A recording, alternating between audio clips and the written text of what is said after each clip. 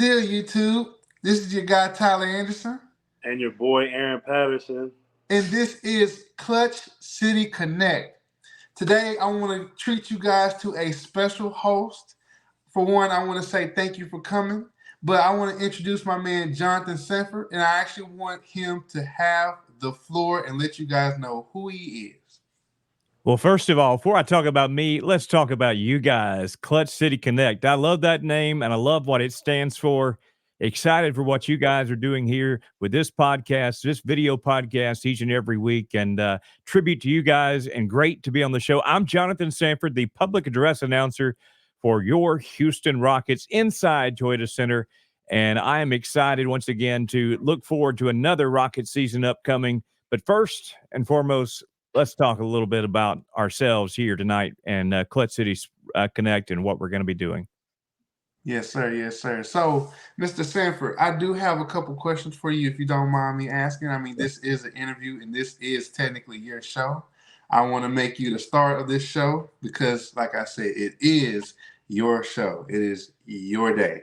So, the first thing I want to ask is, outside of being the Rockets PA announcer, you also do some PA for schools like Manville High School, Iowa Colony. You do Shadow Creek High School. You do a lot of events for UIL, especially at the state level. So what is that like?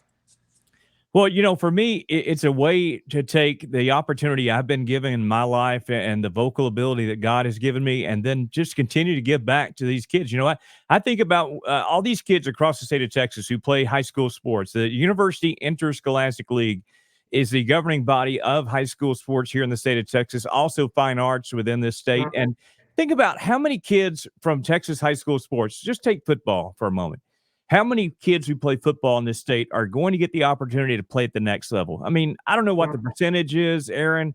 I don't know what the percentage is, Tyler, but I wouldn't imagine it's a very high percentage of kids who play high school ball end up playing in the SEC or the Big 12 and get to have that, you know, major league atmosphere. So for me, it's always been about trying to provide just a little bit of a taste of that, whether it is a high school football game on a Friday night or a basketball game during the basketball season. I also do the state championships for the UIL. So you'll hear my voice at the UIL State at the Alamo Dome for basketball, or up at Red and Charlie McCombs Field for softball, or up at the Jerry Dome for the high school football championships.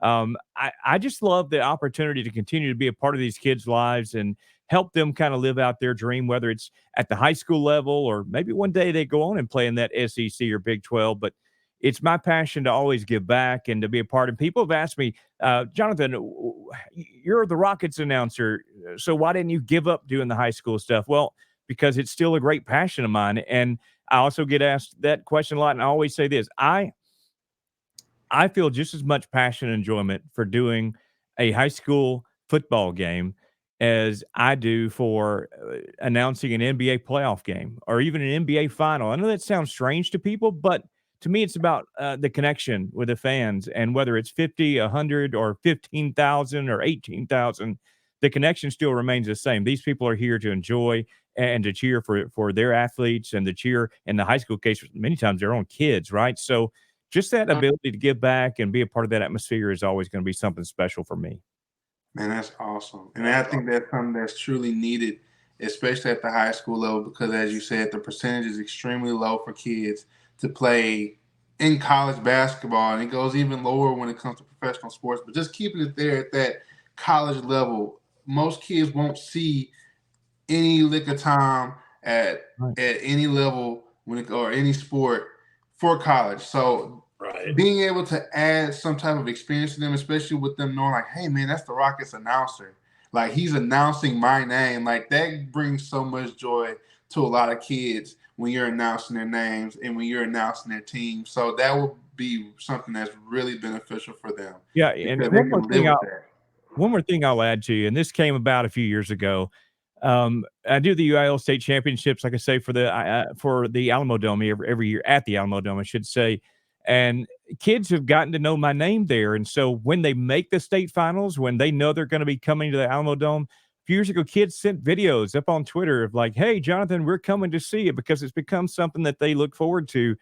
And these are kids. Some of these kids that have sent these videos, they play at like 2A and 1A high schools, and they may never have an announcer at most of their games. Right. So they come in. I love watching their faces, especially at the Alamo Dome when they come to that tunnel and they look up and it's so big. And then to experience that for them, that might be the only time in their life that they get their name called in that way. And so I'm never going to give that up. As long as I have the health and the ability, I'll keep on keeping on with that because I try to think about if I were in their shoes, right? Right. Like I wish you had voiced some of my games when I was at Lamarck High Right. School. I'd Feel go like a back. If big I had a time superstar. machine, if I had a time machine, I'd go right back. We'd be right there at Lamarck High School. Yes, sir. Yes, sir. So I also want to ask you too. So kind of segueing from that to professional, what has your experience been like as the voice of the Houston Rockets, an NBA professional team, an NBA team? Like that's crazy, right? Yeah. Yeah, I mean, for me, I'm just going to take you through a typical game day for me because this is something a lot of people may not realize. But like on a game day morning, I wake up and it's like you remember the Disney illustration that you wake up and the birds are chirping, right? And it's that beautiful scene, and you got the music playing. That's like it's that's really what it is for me on a game day. I wake up on a game day realizing what's going to come later on that night. There's a certain amount of excitement that's always there. I leave my office or my home, headed down to the almost at AT&T Center, Oh, to yeah, don't say that. Headed down to the Toyota Center. And so I have to go up 45, which anybody who drives 45, of all my game day experience, that is the least enjoyable part of my experience is driving up 45. But once I reach that exit and come off 45, and start heading close to the Toyota Center, and then park in the garage there at the Toyota Center and head out.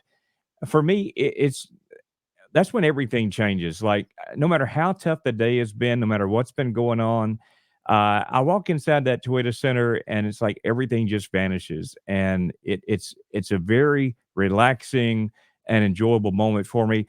Like my favorite experience is getting there early enough that there's really nobody in the bowl, there's nobody in the arena, and I'll walk through that tunnel and I'll stop at the exit of that tunnel and look up at the arena and think about all the Hall of Fame players who have come through that tunnel. And you think about it in the Rocket side and all the Hall of Fame players that have come through that tunnel. And sometimes I come through the opposing tunnel and I stand up there and look around at all the Hall of Fame players that have come through that tunnel and think about Kobe Bryant having played in this arena and other Hall of Fame players over the years. So that's always kind of a humbling moment for me. It helps me to remember just how privileged and blessed I am just to have this opportunity. And then I'll go to my table and I'll sit there for a little bit and set up all of my stuff. I use iPads to keep all of my stats. I got rid of paper stat keeping a long time ago, and I keep all of my stats on my iPad. So I set all that up and I just kind of relax for a little bit and take it all in. And then for a little bit of background, for you folks who don't know, with the Rockets, we have a run through before anybody ever gets to the arena.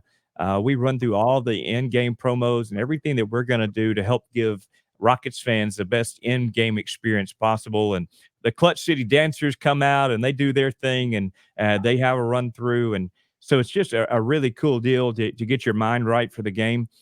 And then there is a game day tradition I have that goes back many, many years ago. And that is once we've finished all the rehearsals and everything, I go back to the media lounge or to a dressing room and I find some hot water and I make some hot tea. Hot tea yeah. and honey, man.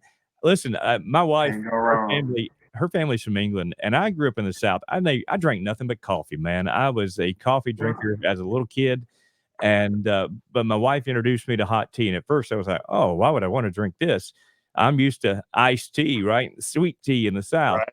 Hmm. But that is one of my favorite traditions now is before a game, drinking a cup of hot tea with that honey in it, getting my vocal cords all ready and warmed up, and then, man, it's on from there. And if you've been to a Rockets game, you know that before the ball is tipped, I have a saying that I do before the ball is tipped. It's game time, and then man, it's on there. From there, it's all on. It's a lot of fun, and for me, the entire experience from day one until now has been a dream come true for me, a childhood dream come true that I hope to keep on living as long as the good Lord above has it in His cards for me. Yes, sir. That's Hey, you awesome. making me ready for October. Can we just get to October already? Yeah, let's fast forward right now. I'll take it. All right, so Mr. Sanford, with the record being what it has been the last two seasons, which has been, have that affected your approach when you're doing the voice of the Rockets? Has that affected anything with you at all? Well, if you know my history, you know I spent several seasons in San Antonio. Don't boo too loud, right? Um, Only at the draft. yeah, Yeah. it's what it is, right? Um, I was fortunate enough to be a part of some seasons there where winning at home was just a regularity. In fact, the 2015-2016 season, the Spurs were 40-1 at home. That means I announced 40 wins and only one loss that entire season at home. I knew coming into Houston where they were in this rebuild, the stages, right? You've heard Tillman Fertitta, you've heard Rafael Stone talk about the stages that we're in, right? I knew in stage one, this was going to be a challenge. There were going to be teams that were going to come into the Toyota Center who were highly favored and rightly so, but for me, it was such a great challenge to do what I do and to build even a greater intensity and ability to keep the fans in the game, no matter what the score was on that scoreboard, to just continue to fight hard behind the mic to keep the crowd into it and to keep the players encouraged. And really and truly, I didn't have to do a ton of that in San Antonio when the team was up by 20 or 30. You didn't have to really give it that amount of intensity. So Mhm. I looked forward to that challenge, and I really felt like it has made me a better announcer to look at that challenge and to accept it and to thrive in it and to develop new ways within what I do behind the mic to keep the crowd engaged. So yeah, I knew what it was going to be like coming into it, but it was a welcome challenge. And looking back on the last two seasons, I wouldn't change it. I think it's part of the growth process that we're all kind of going through, and I know the team will benefit now going forward. I know I've benefited from facing a different challenge in my announcing career and coming out of it looking back at ways that it's helped me to grow. Sweet. So, just sticking with the point of the record, even with the team not playing up to par and the record being as bad as it has been the last two seasons, can you name any memorable moments from these last two seasons? Yeah, I mean that's the cool thing about these last two seasons, right? If you're a Rockets fan, yes, you've not been happy with the win loss record, but if you've been inside Toyota Center, and frankly, I'm just going to talk about home games because that's my forte, right? And talking about home games over the last two seasons, there are about three or four times where Rockets fans left that arena thinking like they had seen something really, really special, and truly did. Like going back to my first season with the Rockets, if you remember the night the Lakers came into the house and that had been a closely contested game for four quarters, and then we tied it up. We go into overtime with the Lakers, and all of a sudden it starts raining threes from heaven. I mean, they were falling from all over the place, That was a and good. sent those Lakers. I mean, if you've ever been to even when I was in San Antonio, whenever you play the Lakers, they're going to bring a contingent of fans. I often refer to them as fair weather Laker fans, Mm-hmm. or maybe they're Yeah, just LeBron fans. I don't know. Yes, LeBron fan. But my that's so goal is true. to always send them home unhappy. Now, I can't control what happens on the court per se, but I'm going to do everything I can behind the mic to give us the best opportunity, right? Well, that night in that overtime period, I didn't have to do too much because, man, it was raining threes, and it was a great way to just trounce them in that overtime period and send the Lakers fans home unhappy. And that was really the first time in my first season that I left that arena just kind of smiling ear to ear. It was a special night. And this past season, a couple of things that stand out to me. One, it was the game against the Atlanta Hawks. I refer to it as the pat the head game.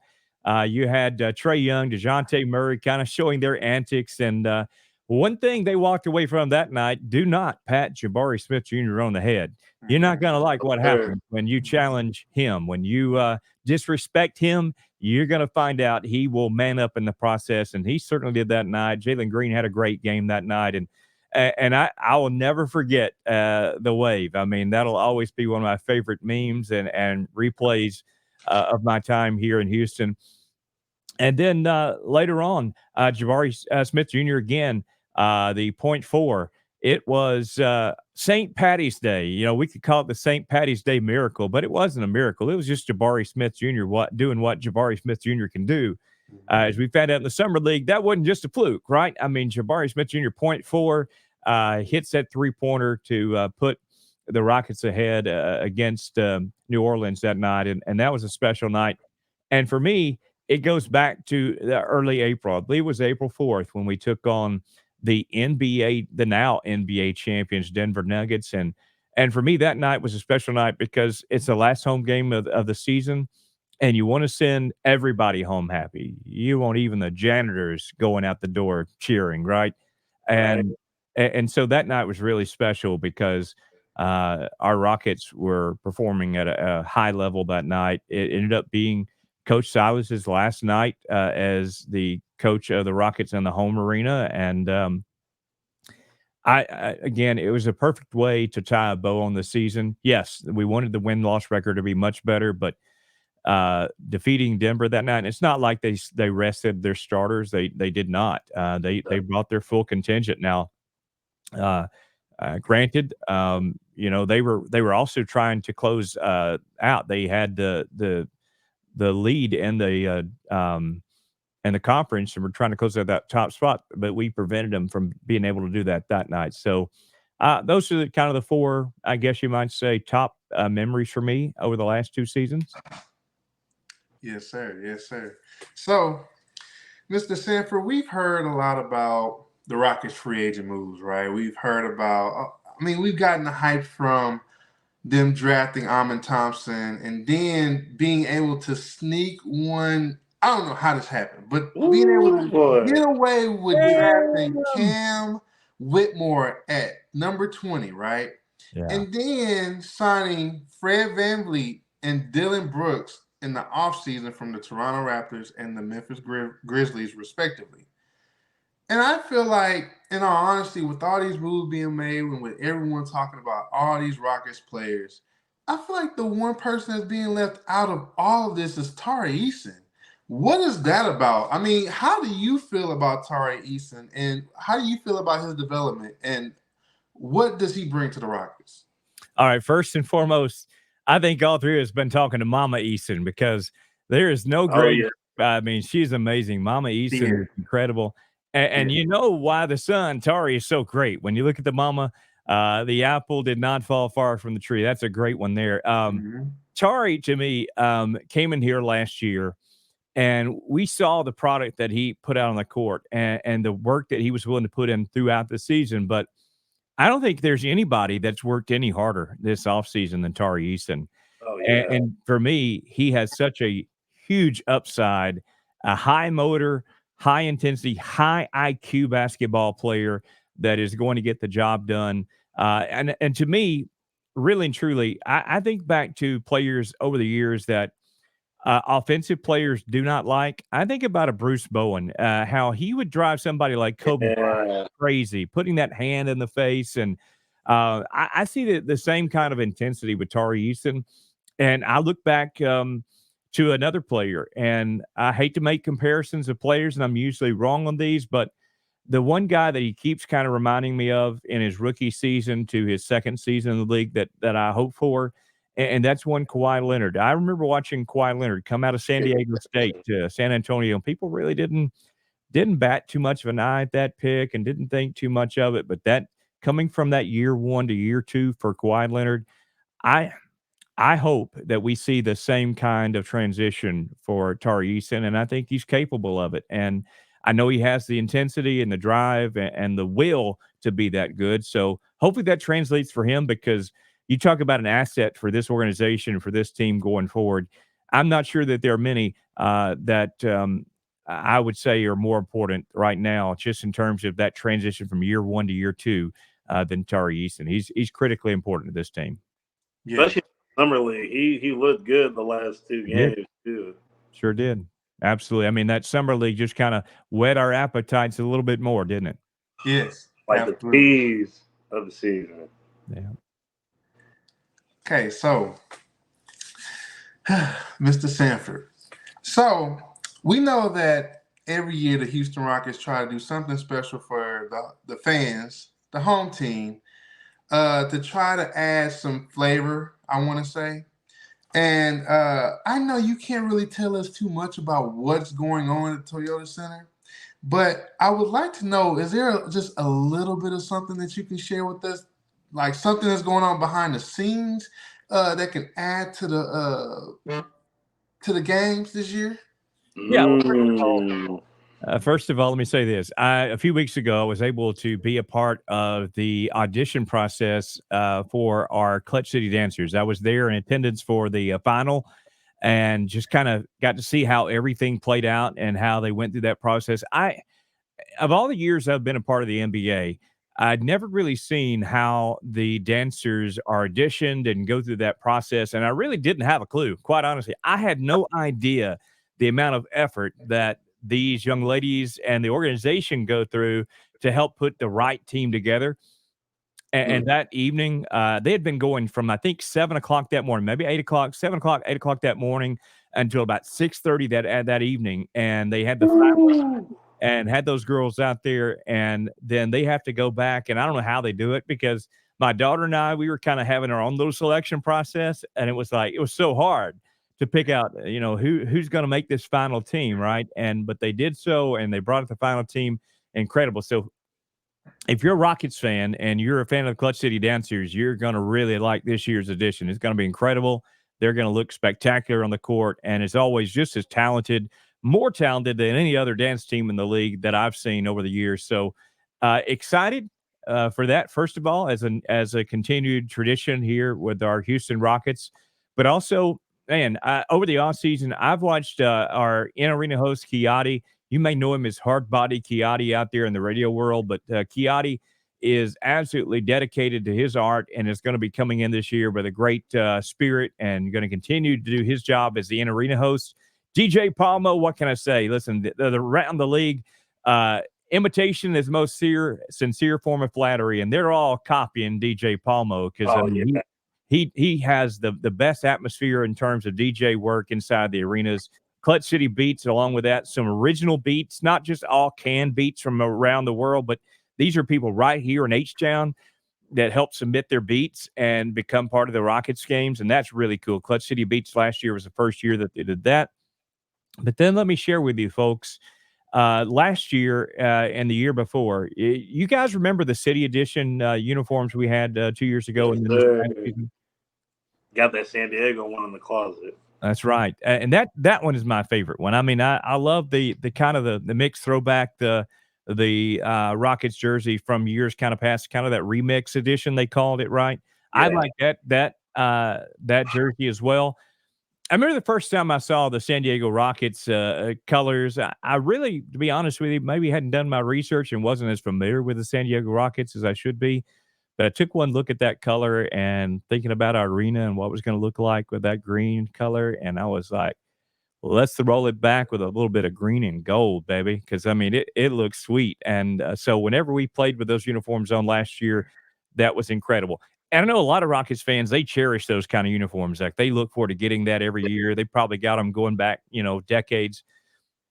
But this newest edition that's coming out this year, of all the uniforms I've seen, and that's going back a long way, folks, of all the uniforms I've seen, this is the cleanest, sweetest uniform you could ask for. And it is something that is going to be a tribute to the entire city of Houston in a very special way.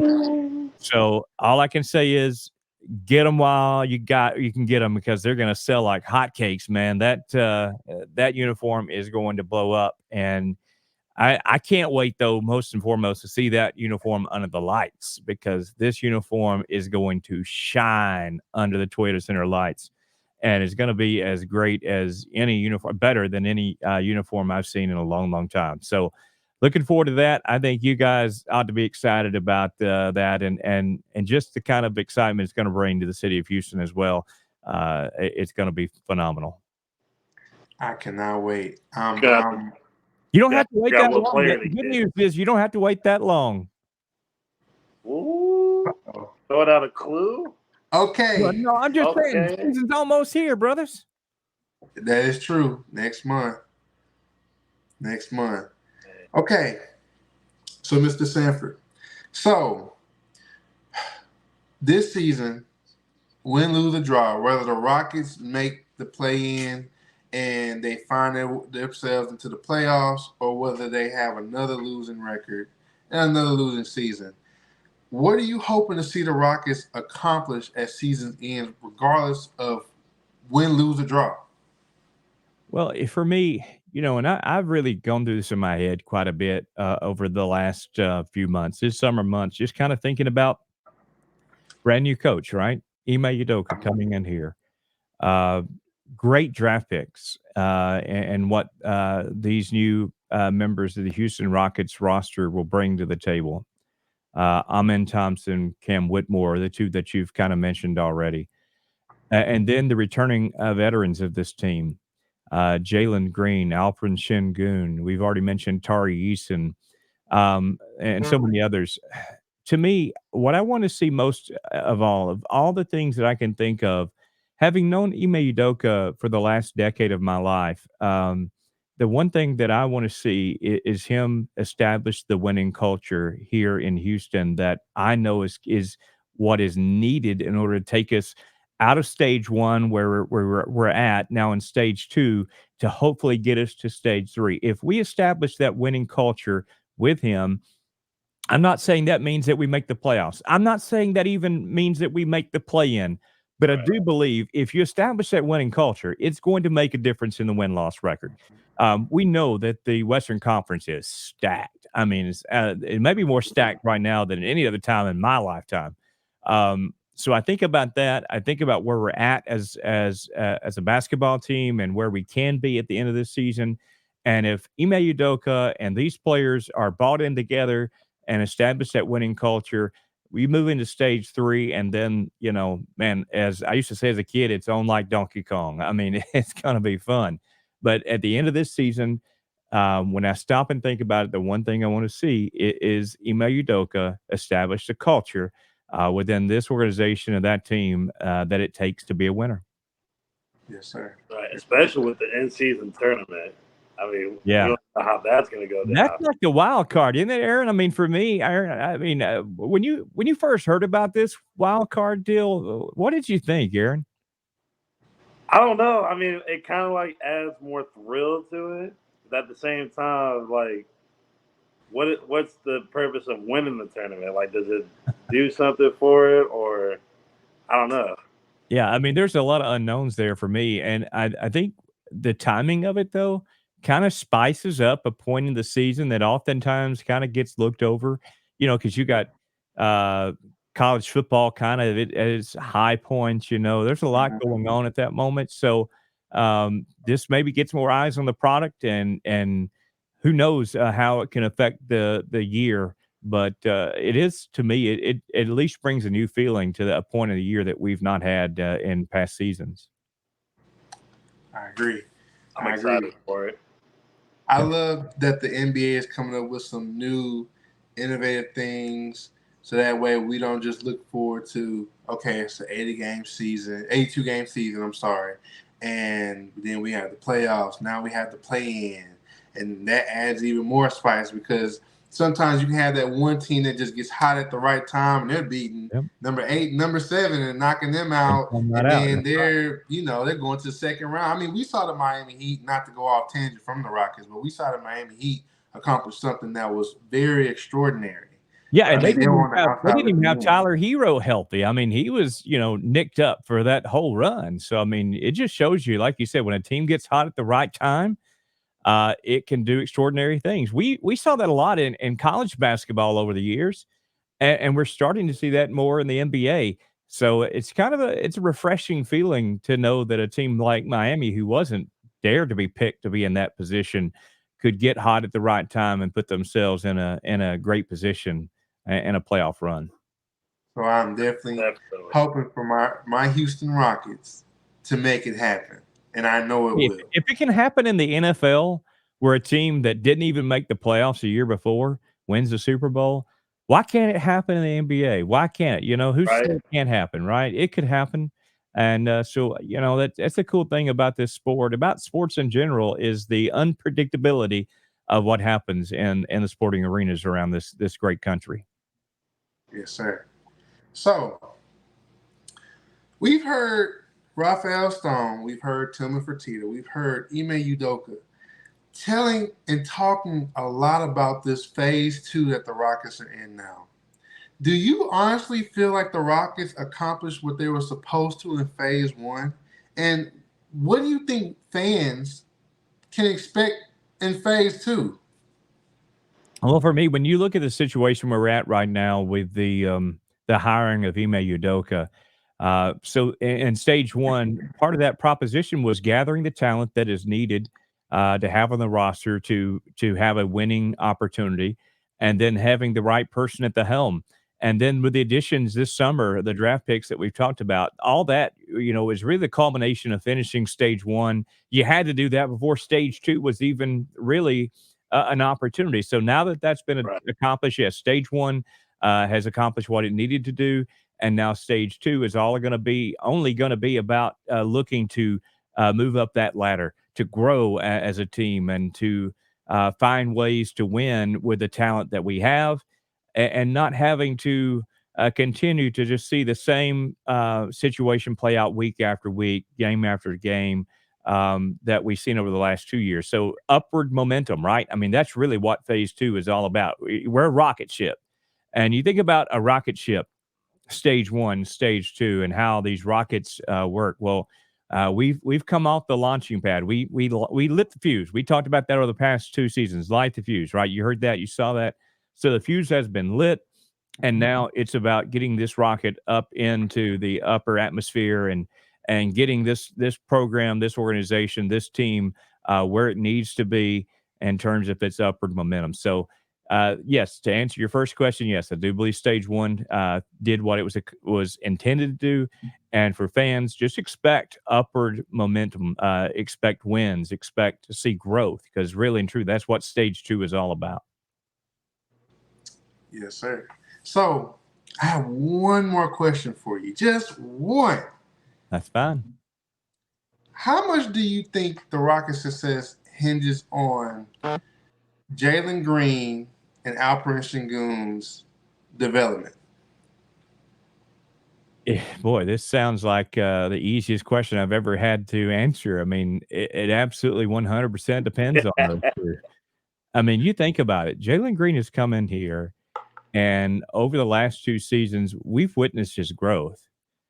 Um, but now the combination of Jalen Green with Ime Udoka, he's the kind of player that I believe Ime Udoka can help just accelerate that growth process. Mhm. I want to see Jalen Green be an NBA All-Star. I don't know about you guys. Yes. I do. It's I want to see him be an NBA All-Star, and I believe if we see him be an NBA All-Star player, that tells us what we need to know, right? That tells us Right. that he's growing and that he's succeeding. I want to see that for him. In terms of Alperen Sengun, I think my biggest thing right now is I want to see him have a role with this team that contributes in such a way that at the end of this coming season, everybody in the league is gonna want him, but they ain't gonna get him because we're not Nope. gonna let him go. That's what I want. I want people to see him.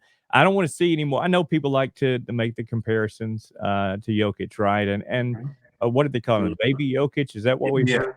Hmm. I don't wanna hear him call him baby nothing. Nope. He's a man, Hmm.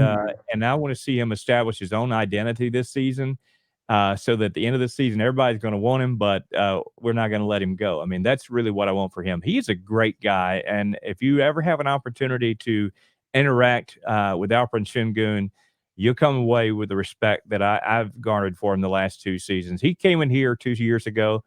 I don't think anybody knew what to expect, really and truly. He came in here and showed his desire and his ability to work and grow. And this past season, we saw those flashes where it just kind of left you like, wow, this is really special.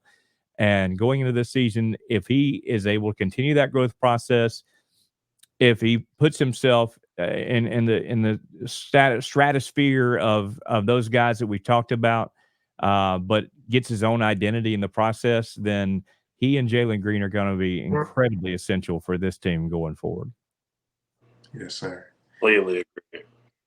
Yes, sir. So I want to thank you so much, Mr. Sanford, for coming on to Cluch City Connect and hanging out with us. I want to thank you guys so much for watching this video. Make sure you guys like, comment, and subscribe. This is your guy, Tyler Anderson. And your boy, Aaron Patterson. And this is Cluch City Connect.